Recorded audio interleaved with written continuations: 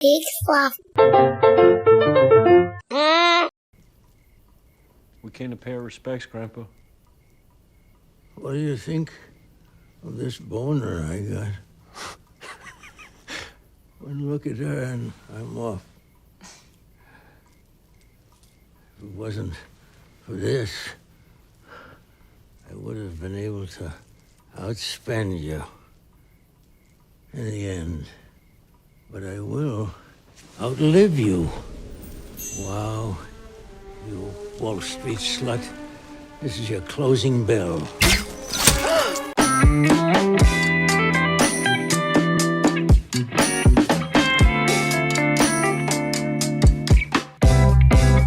Hey everybody, I'm Joel Murphy. And I'm Andy McIntyre. And this is Silver Linings Playback, the podcast where we watch maligned movies and we find their silver linings. And it is our 300th episode. So tonight we dine in hell. Also known as Megalopolis. Also known as Megalopolis, yes. Yeah. The Francis Ford Coppola. I'm going to just go out on a limb and say it's his last movie. Because, well, that's only because you're planning on climbing into his bed, asking him to look at your boner, and then shooting him with a bow and arrow. You can neither prove nor deny that is a thing I'm planning. I mean, you literally ran the plan by me. So, like, I do actually know this to be fact, but, you know, okay. But for the sake of the trial, you never came up with this ahead of time. This is not premeditated. I haven't spent the last several years getting close to one Francis Ford Coppola so that I might be invited into his bedroom and he not be surprised that I have a boner and then have a stroke, like a brain stroke, not anything else. Hey. That's not happening. But Andy we did watch been Megalopolis. Yeah, and Andy has been taking shifts at the Coppola's Vineyard. Yes. Just as like a farm hand. I just pick grapes. You just pick grapes all day. And then you stomp them with your feet like that one I Love Lucy episode. Without being asked. And I keep getting yelled at, but they furious. don't fire me. They're furious, but also like he had to, as we're going to get to, I mean, he had to sell a lot of the vineyard to finance this. So like they're really kind of down to whoever they can get at this point. He doesn't have the money. They're like, you ruined all the Pinot grapes. It's like ruined or made better. Yeah. It's like, no, they were ruined. You have disgusting feet. It's just mean. True. It's a mean thing to say. Mean, but true. Yeah. But yeah, we watched Megalopolis, which is no small feat. No pun about Andy intended. But this movie has been removed from the universe, essentially. Yeah. It's not streaming anywhere. You can't buy a physical copy of it in America. It's gone. Cannot. Yeah, the most footage you can find is that you can rent or purchase the documentary about Megalopolis.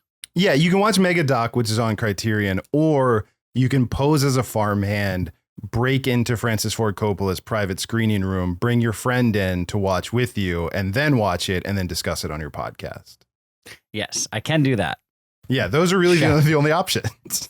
And you know what? I'd rather do that than than move to Europe and get the PAL version. Yeah, that seemed like less work somehow when we were drawing it up. So yeah.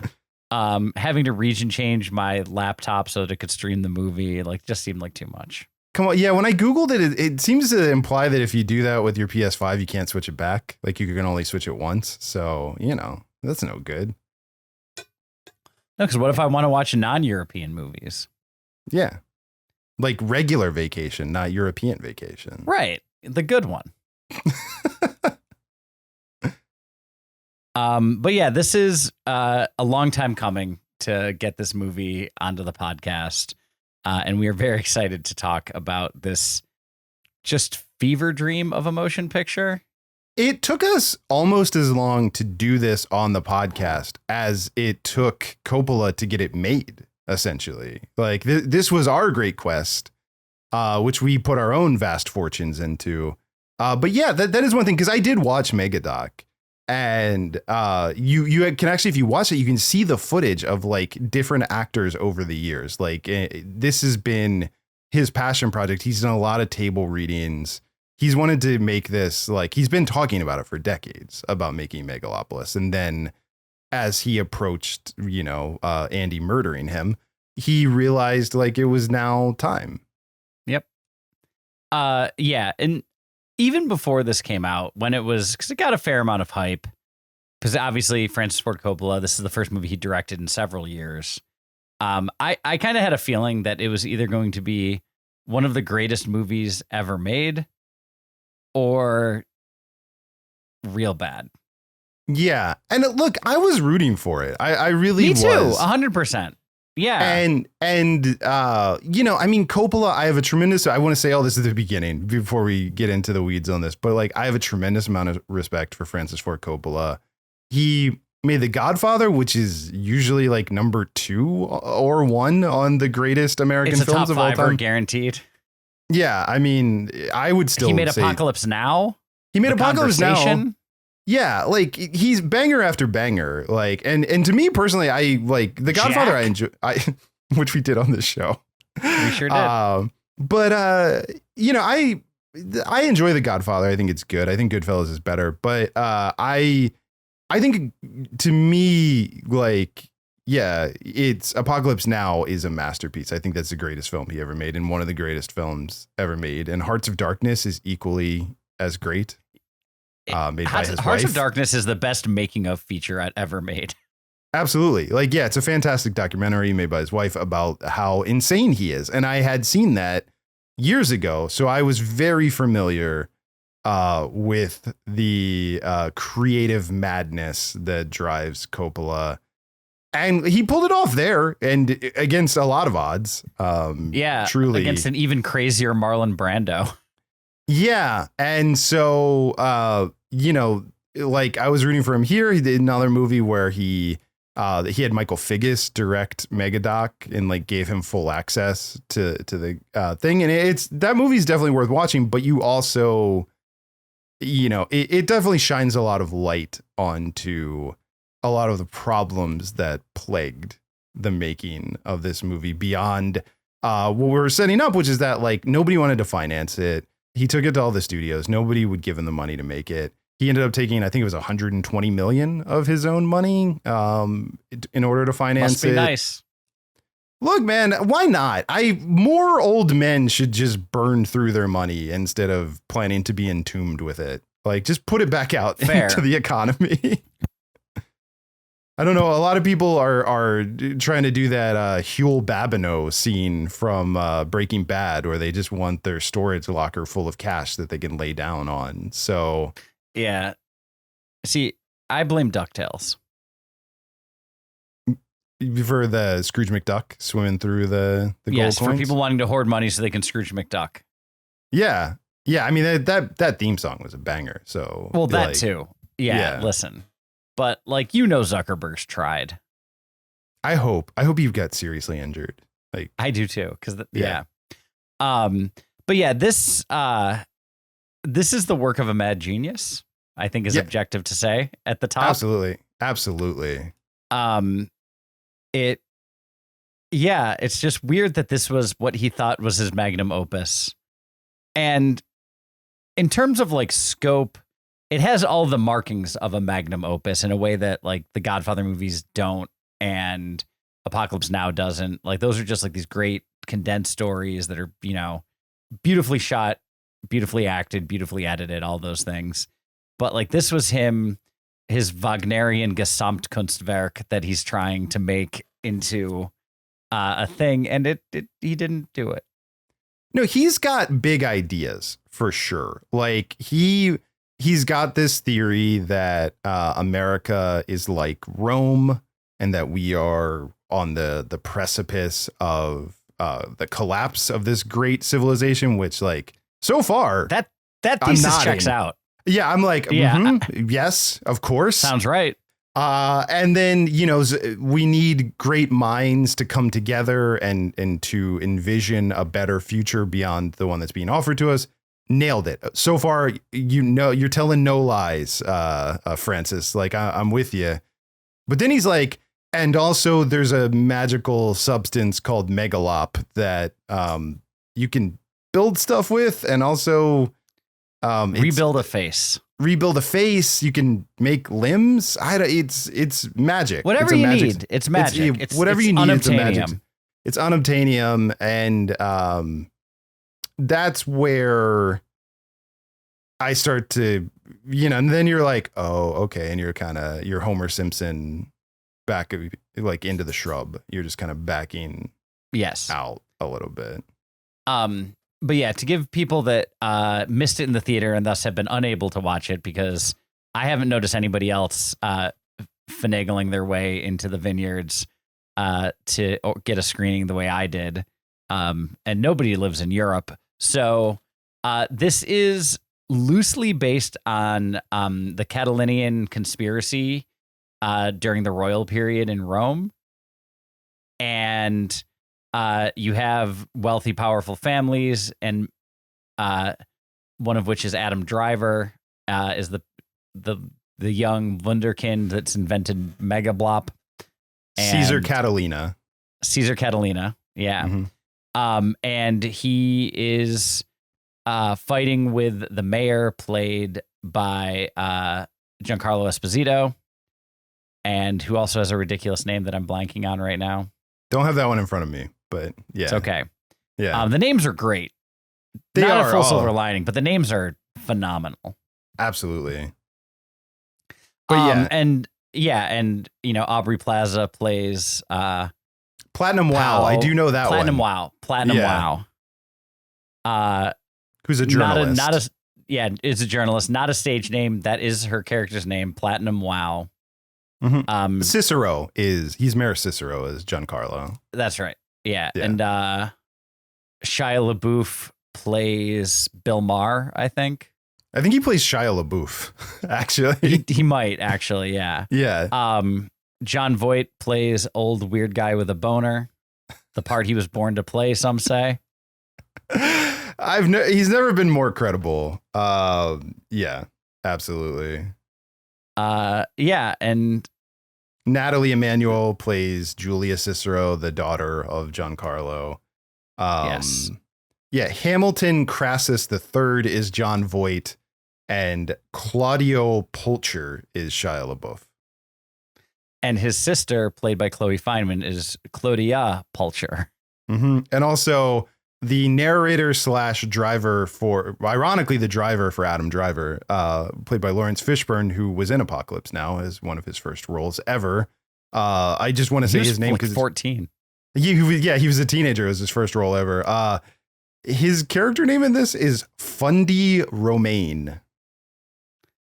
Solid.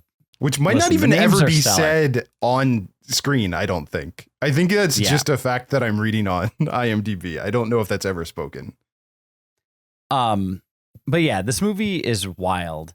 And you know what it reminded me of is so Richard Kelly, who captured all of Hollywood's interest with Donnie Darko, made a follow-up of nonsense apocalyptic futurism called Southland Tales that got away from him.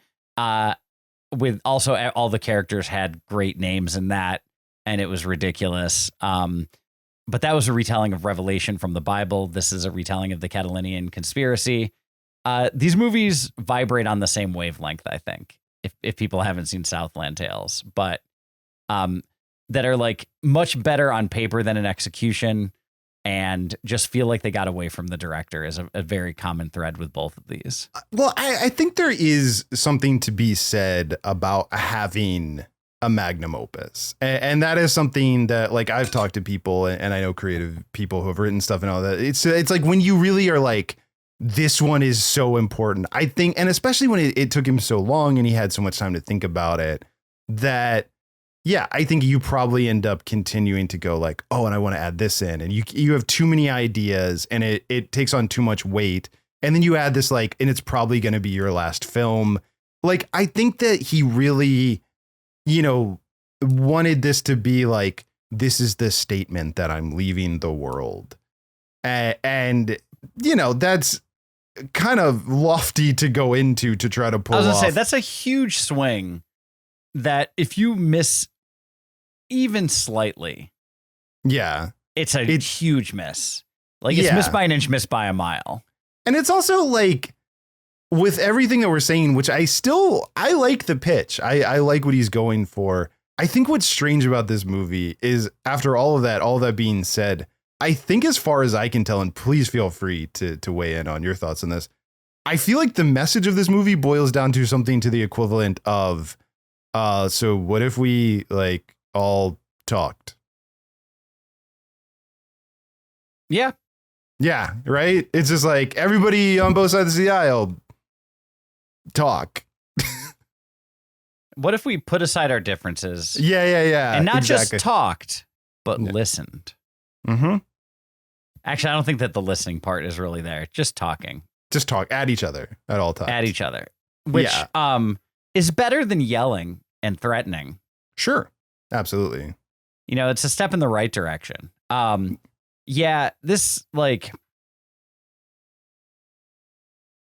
the world building, and again, I know we're sort of in the maligning portion, but the world building checks out. Okay, does it? Now you're going to force me to, I want to be as kind as I can, but like, did it make like, because sometimes it was like, okay, this is the new, like New York is new Rome. Okay, sure. But also everything, all the same presidents were on the money. We still had the same flag. Like, I mean, okay, that's fair. Like I did have that of like, well, how much of America still happened exactly the same in this universe? You know, just from a production standpoint. Yeah, I mean, that's why alternate timelines and futurism are so challenging, because no way can you think of everything. Right. Yeah, and it's understandable. But I did think that of like, I liked New Rome, and I liked, you know, a lot of what there was some great stuff, by the way, too, of like, I think it's really mixed. I liked pro wrestling depicted as like a circus, an actual circus. Yeah, a circus, and still tied to Roman like traditions, but now clearly fake, you know, clearly scripted, instead of being real gladiatorial combat. Because that is, you know, that's often said of wrestling, that's what it, you know, the loftier historians tie it to that, you know. Yeah, I tried to find if I could get names for the wrestlers, but I dug a little bit, but couldn't find some easy leads. Like it wasn't anybody super famous, but I figured like they were doing the wrestling well enough that I figured these were not just stuntmen, but actual pro wrestlers. It definitely looked, I mean, there was a good clothesline in there. Like there was some lucha stuff. Like they did, the wrestling was solid. Absolutely. But yeah, I couldn't find out to give credit where it's due. But yeah, and like there's things that are a little on the nose, like the section called Bread and Circuses, like literally opens on an actual 3-ring circus, and it's like, okay. But I think what I meant by like the world building checks out is that like the world did feel lived in and real.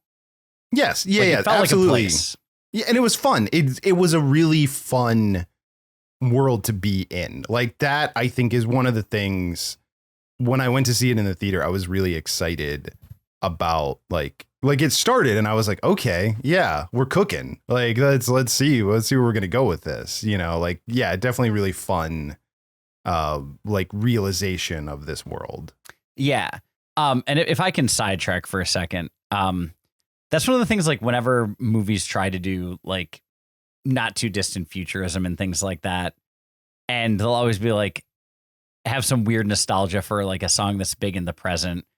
You know, like I would love a filmmaker to make a movie in the future and take a swing and have people be nostalgic for a song that hasn't come out yet, that's like released between today and the movie, and just have everybody react to it like it's Don't Stop Believin' in the movie. Like, I think, do that, please. I think that would be fun. Yeah, I still think the worst, if I can tangent on top of your tangent, but one of the worst was the J.J. Abrams Star Trek, where they wanted to introduce young James Tiberius Kirk, and he stole a convertible and played the Beastie Boys Sabotage. And it's like, that song's hundreds of years old. Like, which banger. First of all, banger, sure, but is that what a teenager who's rebelling is going that to would play? be the equivalent of a teenager just rocking out to Johann Sebastian Bach. 100%. Like that's what that is the equivalent. Which honestly wouldn't mind seeing that scene. No. And classical music, like it's great. Like I genuinely have an affinity and love for classical music. When I play it for like my students teaching history, so I'll try to play like contemporary music from the time periods that we're studying and things like that. The kids also get into it. They're like, oh, these are good songs, because they are, but they're not rocking out to it. Yeah, no, absolutely not. And that's not like what their act of rebellion would not be, to engage with that music. Yeah. But yeah, it's like this movie is, to again continue to, it's bloated. Well, yeah, I think we've kind of talked about the script, and I think maybe people get the problems there and the problems of I feel like there's a lot we need to cover. So I think there's some other things that we need to hit in the maligning portion. Yes. One of the big things that I think we do need to talk about, that they cover in Megadoc, and that I had seen elsewhere as well, is that, you know, you watch the beginning of this movie and there's the really cool effect, the VFX stuff with like the statues, and they're sort of like weeping, and it's this like really surreal, and it looks amazing. And you're like, This is really cool. And then later in the movie, when Adam Driver is shot in the face and he uses the Megalop to become Two-Face, I guess, that looks like so they gave a teenage intern Pro Tools and were like, figure this out. You know, it looked like Tron. It looked like Tron. And what they cover, you actually see this like happen. There are cameras in the room. Coppola kind of was like, he was burning through money. He didn't really know how to work very well with the VFX people. And they were let go in the middle of the production. Like he and the VFX people parted ways. And that's very obvious when you watch the movie, that like there were people who were doing really good work that he didn't or couldn't want to keep paying for. And then there's some very bad VFX work that's still in the final movie later on.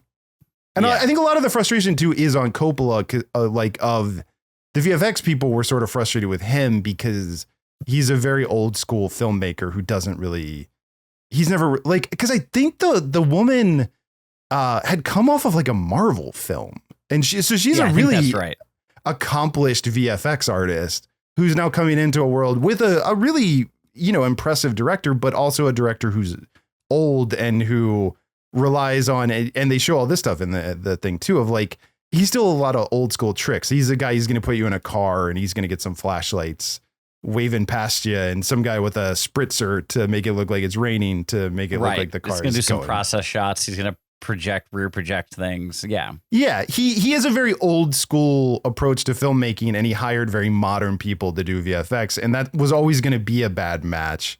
And so there was just a lot of inefficiency with like that collaboration, and they all seem to not really understand how to work together. And it's a shame, because the statue stuff really cool, and I wish the VFX were consistent throughout, Yes. So that's 100%. one.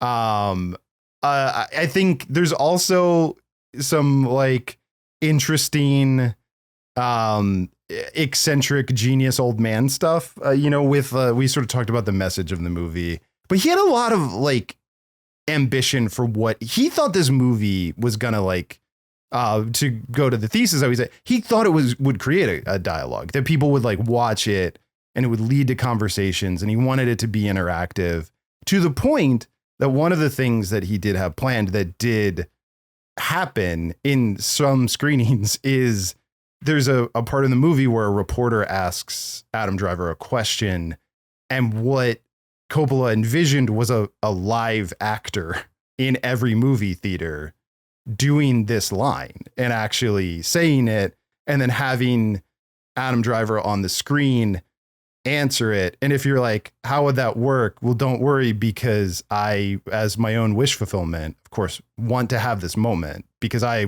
auditioned to, of course, be this reporter, and they never call me back. But so you were supposed to go, like, you'd be in the movie theater, and all of a sudden they cut to this scene, and I would come up to a mic, and I would just be like, Mr. Catalina, Joel Murphy, Silver Linings Playback. You said that as we jump into the future, we should do so unafraid. But what if when we jump into the future, there's something to be afraid of? Well, there's nothing to be afraid of if you love or have loved. It's an unstoppable force. It's unbreakable. It has no limits. It's within us, it's around us, and it's stretched throughout time. That is unbreakable. Unbreakable. I did I detect a bit of Mick Foley in your character interpretation? A little bit of Mick Foley. Well, that was the trembling because I was afraid. I wanted to convey that I was afraid. Well, and that I said Cane Dewey, and I'm not gonna Cane Dewey. Mr. Catalina, you're gonna be afraid. Absolutely. Yeah, I love it. Love it. But that's weird. That Adam Driver. Yeah, but so first of all, I'm putting that on my resume. I did a scene with Adam Driver. But second of all, that's a weird thing that he wanted to happen in the movie theater. Again, he was really aiming for this to be a Gesamtkunstwerk, and that's always a bold swing. And also, when you think about it for 5 seconds, a logistical nightmare, and definitely ends with a 16-year-old being told by their boss to go into the theater and read the line off of a note card. You just see pimply-faced kid from The Simpsons. Exactly. Yeah. Yeah. I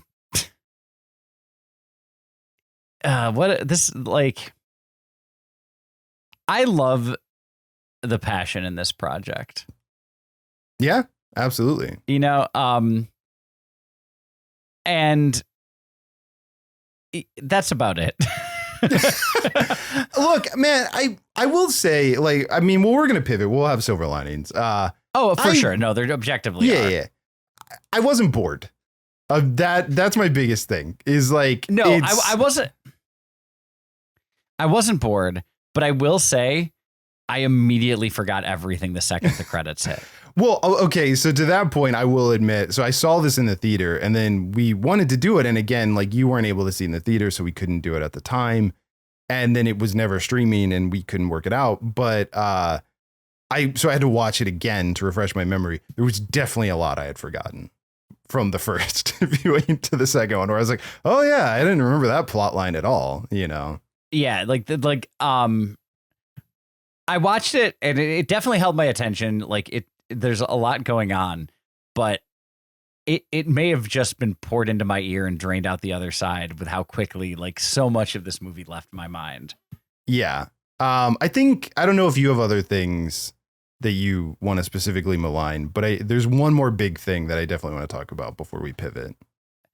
Go right ahead. Shia LaBeouf. And I can already see your face, but this is so watching Megadoc to prepare for this, Shia LaBeouf emerges as the villain of Megadoc. And it's a really fascinating thing to see, because it's basically, you get 3 acts to this, which is at the beginning of the thing.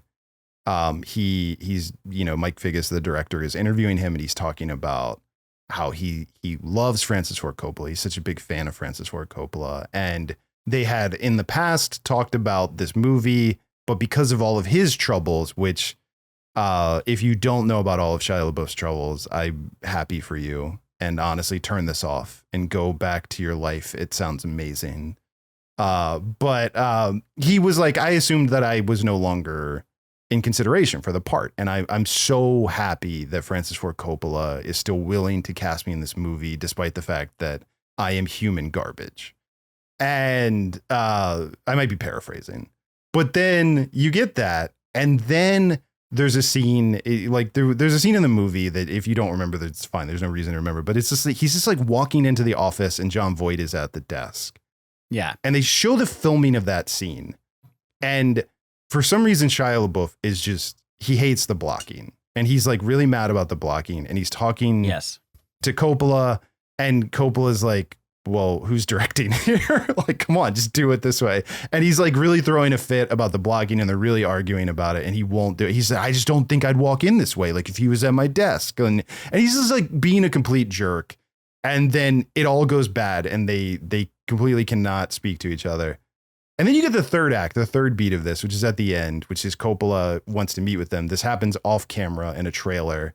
But then Shia LaBeouf comes out of the trailer having talked to Coppola and he goes, he said it was a mistake to hire me. He said I was the worst actor that he's ever worked with. I mean, come on, like worse than Brando? And he's like so mad about it. And it's like, dude, think about that. You're more difficult than Marlon Brando. And you were just told that by the guy who knows. And you're arguing with that instead of going like, I need to change everything about my life. Oh, Shia. And all of that is the backstory. But even if you didn't know that, he's terrible in this movie. He is. He's like playing nothing resembling human pathos. No. You can't even call it a caricature. Or even truly a grotesque. Like it's awful. He is far and away the worst part of this movie. Yeah. And the worst part, like behind the scenes and on camera. And shockingly, that scene is with Jon Voight. And when you watch the behind the scenes footage, you're like, he's making Jon Voight look good. Because Voight's just there like, I'm professional. I know my lines. Let's film this scene. And you're like, wow, this Jon Voight's reasonable. And he's not. Right. Jon Voight is also a huge dick. But you're out being a dick, Jon Voight. So think about that as well. That's the other thing. You're focused on Brando, who like showed up late and demanded like millions of dollars per day to be on the set of Apocalypse Now. But like, you're also missing that you're worse than Jon Voight. Yes. Yeah. So yeah, just had to get that. We couldn't move on without talking We could not about move on. No, it's absolutely necessary to just highlight exactly how much of a villain Shia LaBeouf is. In all aspects of life. Yes. Our thoughts are with the people of New Orleans. This is the second worst thing to happen to all of you in recent like history is Shia in LaBeouf. The 21st century. Yeah. Oh man. All that said, I am ready to pivot. I'm ready to pivot.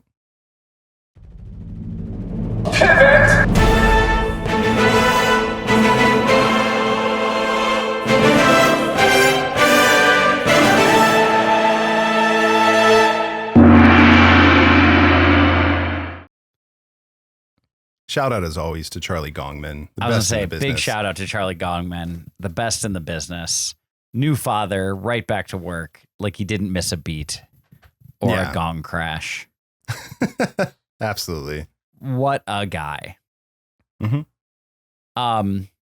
As I said before, like you can see the passion that Coppola had for this movie on the screen. And at some level, that is certainly admirable.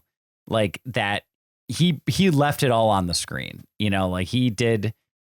I couldn't say for sure if this is the movie he wanted to make, but it feels like it feels like he doesn't have regrets necessarily, or at least the initial product. Like, Coppola is a true artist and he got to make the movie that he had been trying to get made for a really long time. He got to see it through.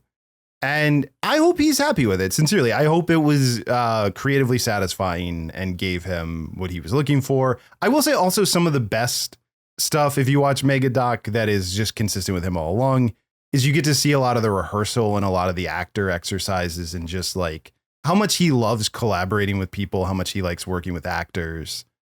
All of that is on screen. You can also see our friend Devin in the background in one of the shots. Friend of the show, Devin McKay. Which is great. They have a scene where Coppola's wife shows up and it's like their anniversary, I believe. There's a cake and you just see Devin in that circle in the crowd shot. And that made me really happy too. But yeah, Eleanor. I keep saying his wife, just to be clear, Eleanor Coppola. But yes. Yeah, like all of that. Yeah, I think that's important to say. Like the man had this vision. He's older. This might very well be his last film, and he got to make the movie he wanted to make, and he was willing to put all of his own money into it, and I respect it.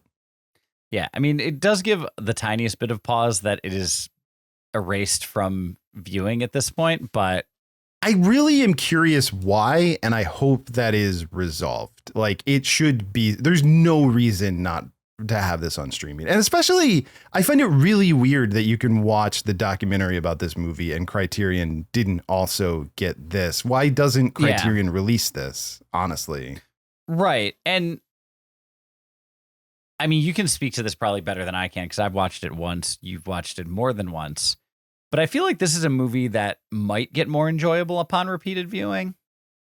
So I think what I'll say to that is I think this movie becomes enjoyable, and what I could see its future being, and my apologies to Coppola after every nice thing we just said, is this has the potential to be a campy classic. You know, sort of those, like one of those movies like Showgirls where it's like it came out and it got really hammered by critics, but then it finds this audience that enjoys John Voight saying, "Look at my boner," or Adam Driver talking about pigs in a blanket while he's high, or Giancarlo Esposito saying, "Nobody interrupts the mayor's parade." And like, there's a lot of like really weird, like campy moments in this. And I mean, there's already stuff that memed, like him being at the club and.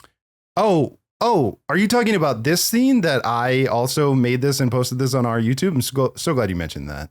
So go back to the club. Bottle full of bub, mama, I got what you need. If you need to fill the buzz, I'm into having sex, I ain't into making love. So come give me a hug, get into getting rough. So go back to the club. Bottle full of bub, mama, I got what you need. If you need to fill the buzz, I'm into having sex, I ain't into making love. So come give me a hug, get into getting rough. That one? That one exactly. Shout out to Curtis 50 Cent Jackson for doing that guest spot on our video clip. Yeah, I couldn't believe he was available, but it was really like, we honored could just to- use the recording. He's like, nah, let's do this again. I want to record Which it was again. This is a also, great again, idea. another shout out to Charlie Gongman, because that was one phone call that Charlie made. They're old friends. You know, he played the gong on Candy Shop and then hooked us up with 50, and it was great. Yeah, truly, and what an amazing hater 50 Cent is. Like, honestly, just, man, it's so great. The best part about the Diddy documentary is how much 50 Cent hates Diddy. Truly hater Hall of Fame. Yeah, love it that is. Man. It is right up there with every time Michael Jordan said, "And I took that personally." Yeah, I said one of the best tweets I ever saw about Curtis was someone saying, like, you know, I understand why he was shot 5 times. Like,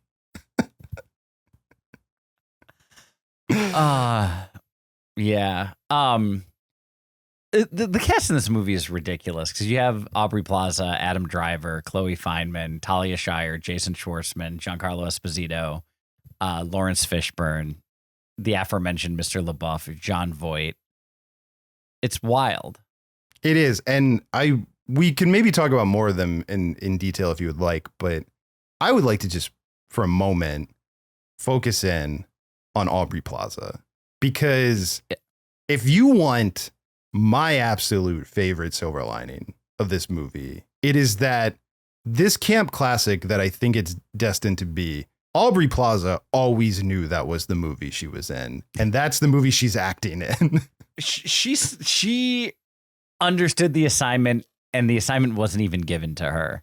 No, because the director didn't understand it, but she knew exactly what she's making. I unironically think this is an amazing performance. I think she kills it. I think every second that she's on the screen is phenomenal. Yeah, might even be some of her best acting work. Like I think so. Just to the degree that she understood the scope and spectrum that this movie existed in and rose to that occasion in a way that, like, Adam Driver thinks he's acting in The Conversation. No, Adam Driver he's definitely in the wrong movie. He is so serious in this movie. Outside of that Back to the Club line, which is weird, but other than that, like everything else he says, he thinks he's doing Shakespeare.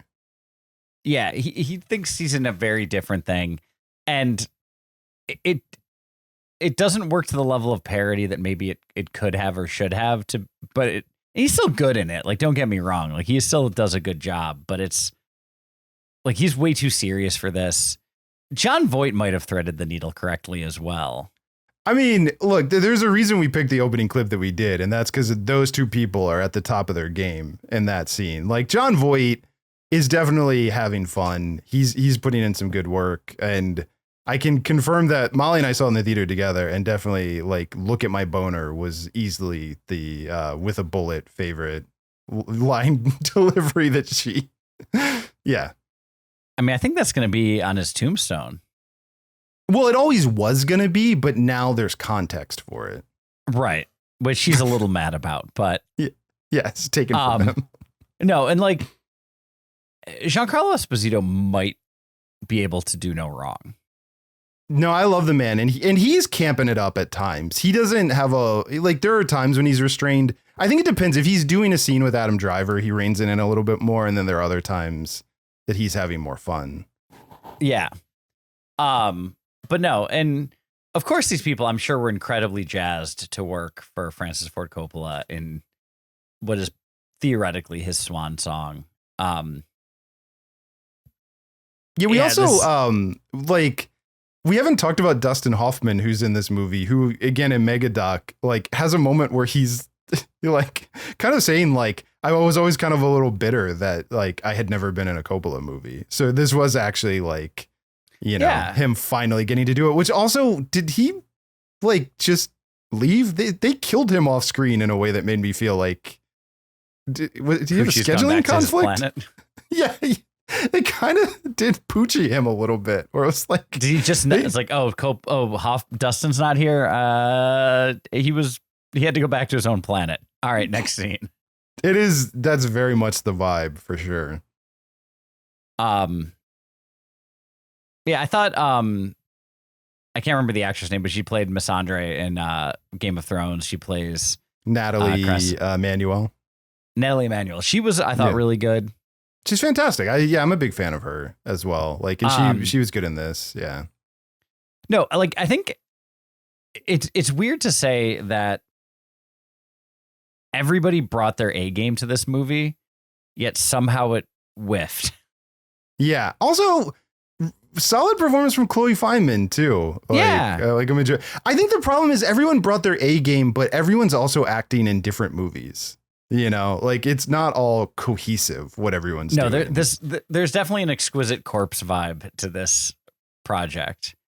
And it's not like they weren't filming together, because, like, they were on set. You can see it in Megadoc. Like, absolutely. They all, like, one of the big things too is they spent way too much time in that Coliseum actually filming on location, to the chagrin of anyone paying attention to how much money that was burning through to have all of the people there holding this giant location when you could have just, like, faked close-ups later or something. Yeah.